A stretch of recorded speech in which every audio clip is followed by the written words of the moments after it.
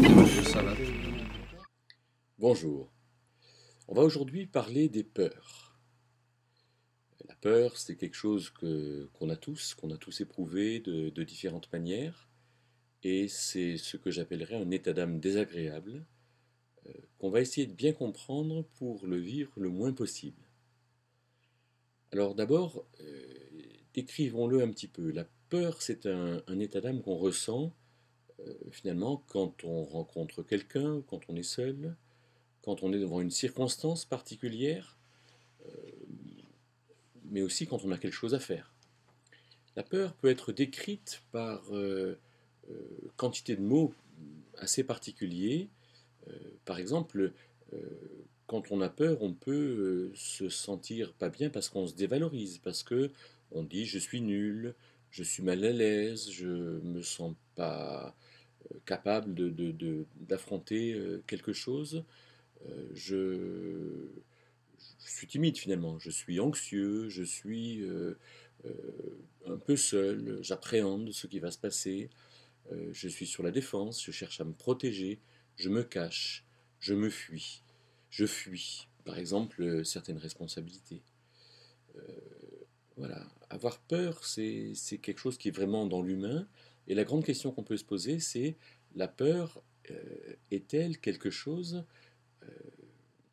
qu'on ne peut pas contourner, hein, d'inéluctable, ou bien est-elle au contraire un indicateur que Dieu a mis en nous, comme un peu un voyant de tableau de bord, pour qu'on en fasse quelque chose?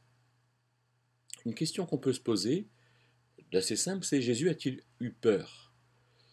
Alors, à mon sens, la réponse c'est non. Et voilà comment est-ce que je l'étaye. En Marc 3, verset 5, par exemple, on voit que Jésus est attristé en face de l'endurcissement du cœur des pharisiens. Il est en colère contre eux.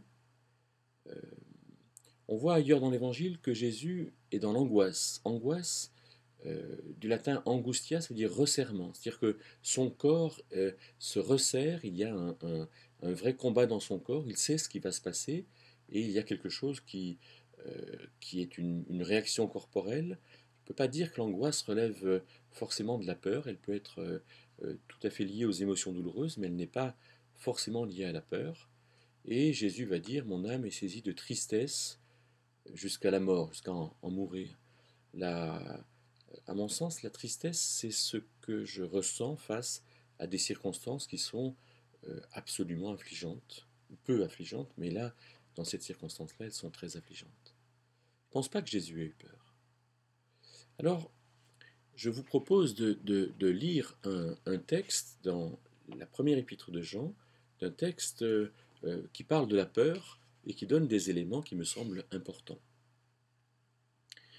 1 Jean 4, verset 15. Quiconque confessera que Jésus est le Fils de Dieu, Dieu demeure en lui et lui en Dieu.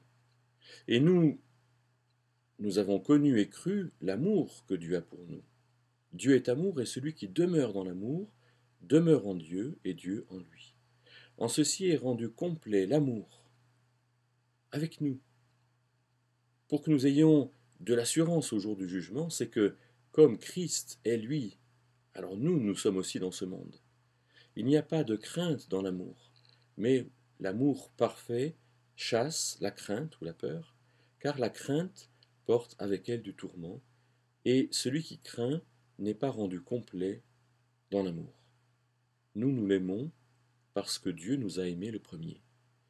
Alors, un texte comme ça est très dense, il faudrait qu'on en dise énormément de choses, mais je vous propose d'en retenir quelques points seulement. Le premier point, c'est que ce texte est lié à la présence de Dieu. Il est dit quiconque confessera que Jésus est le Fils de Dieu, Dieu demeure en lui et lui en Dieu. Il y a donc une notion ici de demeure, de présence de Dieu qui est extrêmement importante. Une deuxième chose, c'est l'amour. Nous avons connu et cru l'amour que Dieu a pour nous, et Dieu est amour, et celui qui demeure dans l'amour demeure en Dieu. Donc pour que cette présence soit réelle, alors il faut demeurer dans l'amour. Quand j'aime mon prochain, alors je demeure dans l'amour. Deuxième chose. Troisième chose, il est dit que, euh, verset 17, que il faut que l'amour soit complet, en ceci est complet l'amour.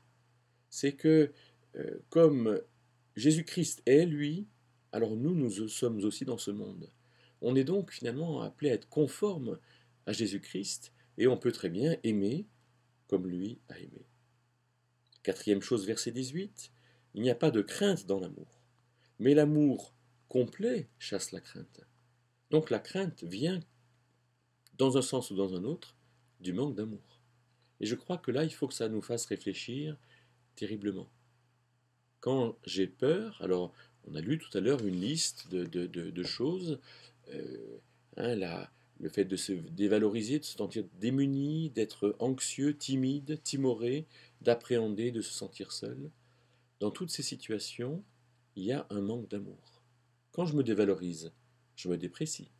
Quand je suis mal à l'aise devant quelqu'un, peut-être que j'estime quelqu'un trop par rapport à ce qu'il est, je me déprécie, mais lui, je le surprécie. Quand je me défense, quand je me protège, quand je me cache, pourquoi est-ce que je fais ça? Pourquoi est-ce que je ne suis pas simplement moi devant l'autre? L'amour parfait chasse ou bannit la crainte. Et la crainte, là, c'est du grec phobos, qui a donné phobie. Une peur vraiment importante. Et il est dit, la crainte porte avec elle du tourment. Et celui qui craint n'est pas rendu complet dans l'amour. Et il finit en disant, nous l'aimons parce qu'il a aimé, parce que Dieu nous a aimés le premier. Donc c'est en demeurant dans la présence de Dieu, en ayant conscience de nos qualités, en aimant parce que nous sommes aimés de Dieu, en étant dans cette dynamique, que alors nous pouvons bannir la crainte. Donc ne culpabilisons pas si nous, si nous avons peur, si nous sommes timides, mais ne disons pas non plus que c'est en nous, que c'est quelque chose duquel nous ne pouvons pas sortir. Non, nous pouvons aimer, nous pouvons entrer dans cette dynamique d'amour, et c'est comme ça que finalement cette peur euh, va s'estomper en nous, et que nous allons être non seulement libérés des émotions désagréables, mais pleins de ces belles émotions de l'amour.